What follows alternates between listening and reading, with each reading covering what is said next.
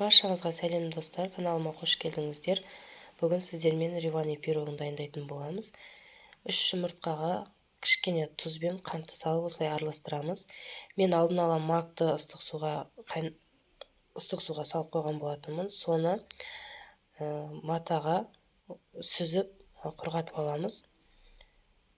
Жұмыртқалы массамызға сұйық майымызды құйып, үстіне макты салып, жақсылап араластырамыз. Оның үстіне манканы салып тағы да араластырамыз.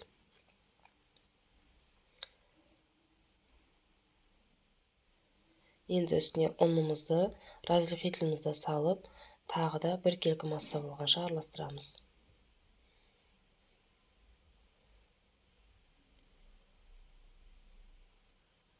Үстіне сүтімізді құямыз, тағы да араластырамыз.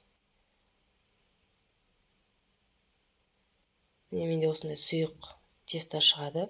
20-30 формасын мен алдын ала сары маймен майладым. Соның үстіне осы тестамызды салып, бетін тегістеп, жайып, 180 градуста қызып тұрған пешке 30 минут, 20 минут пісіріп аламыз. Енді сиробын дайындаймыз. Сиробына суға осындай қантты, лимонның согын және лимонның седрасын салып, осылай араластырамыз. Қайнатып аламыз жақсылап. Міне піскен пирогымыз осылай шығады. Осыны әр жерінен осылай тесіп шығамыз.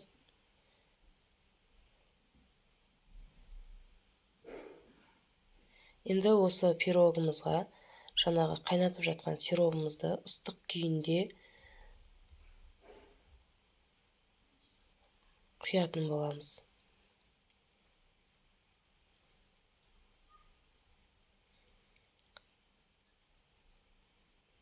Пирог өте нәзік, жұмсақ болып шығады. Осылай құйғаннан кейін 1-2 сағатқа қойып қоямыз.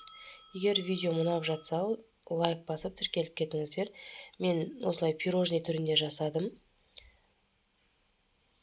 Осылай шығады, өте нәзік, дәмі деген керемет болып шығады. Жасап көруге кеңес беремін.